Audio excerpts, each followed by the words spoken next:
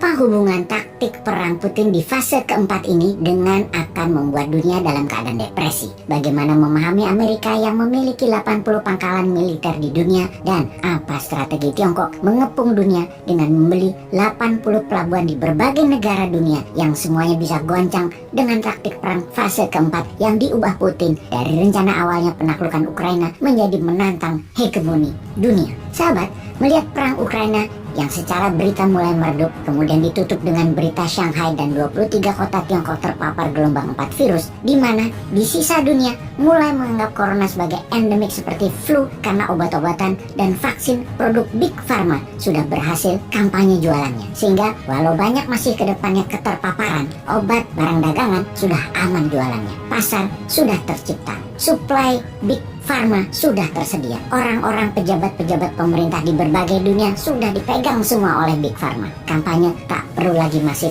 seperti 2 tahun belakangan ini. Kita ke fase perang Putin di Ukraina dulu. Kita ingatkan bahwa perang adalah hal yang sangat cair, sangat dinamis, dan tidak ada cara atau metode yang benar tepat seperti di kertas ketika rencana dibuat. Di tengahnya banyak improvisasi dilakukan. Yang pokoknya by all means kita harus menang perang. Caranya terserah. Maka fase pertama serangan Rusia yaitu menaklukkan 100% wilayah Ukraina, mengusir 10 juta penduduk Ukraina ke luar negeri dengan serangan kilat ke Kiev dan mengganti pemimpin Ukraina dengan yang pro-Rusia. Kemudian Ukraina akan referendum masuk sebagai negara federasi Rusia. Serangan diluncurkan 24 Februari 2022 yang mana hingga tanggal 8 Maret tidak bisa masuk juga ke Kiev, padahal pasukan elit divisi 2 dan 3 Rusia yang dikirim. Ibarat Kopassus dan Denjaka yang dikirim. Tidak tembus juga kota-kota besar di utara Ukraina tersebut termasuk Kiev. Bahkan ketahan di kilometer 30-an jauh dari Kiev. Pasukan Rusia tidak bisa tembus-tembus ke Kiev. Kemudian rencana diubah menjadi strategi bumi hangus ala Aleppo di Suriah dilakukan, dan strategi bumi hangus ini diharapkan secara psikologis tentara Ukraina dan pemimpin militer serta Zelensky terpukul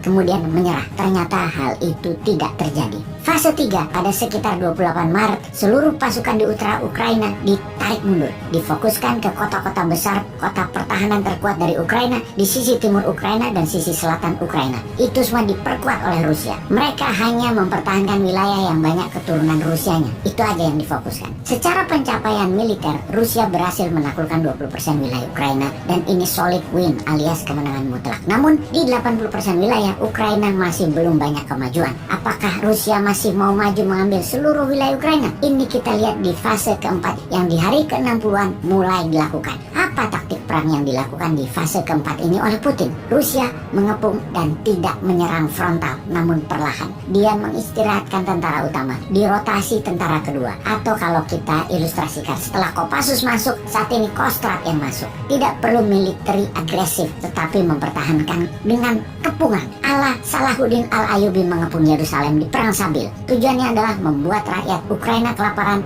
dan mengungsi ke barat. Putin memaksa NATO, sekutu dan barat memberi makan seluruh orang Ukraina. Putin membuka saluran kemanusiaan. Setengah dari pengungsi mengalir ke Eropa saat ini sudah. Membiarkan orang Eropa memberi makan setengah orang dari Ukraina dan setengah sisa orangnya masih di kota-kota yang terkepung menunggu penyelamatan dari pihak barat. Di sisi sebelah barat Ukraina sudah menerima penduduk sisi timur Ukraina, dan dari barat sudah 10 juta yang keluar ke Polandia, ke Rumania, ke Slovakia, Hungaria, dan sangat kurang persediaan makanan, minuman, tempat tinggal, tempat tidur, dan obat-obatan. Di sisi barat Ukraina sudah kekurangan banyak makanan dan minyak untuk listrik. Semua orang tidak memproduksi kebutuhan perdagangan. Tanah tidak ditanami lagi, pabrik-pabrik bahkan tidak dibuka. Puluhan juta orang di Ukraina bergantung pada barat untuk makanan dan minuman. Menurut perhitungan intelijen pertahanan, strategi Putin ini bisa merubuhkan Eropa Barat. Kira-kira dalam 1,5 tahun ke depan, tanpa meluncurkan rudal, Putin akan membuat Eropa Barat, NATO, dan sekutunya berada dalam kebangkrutan.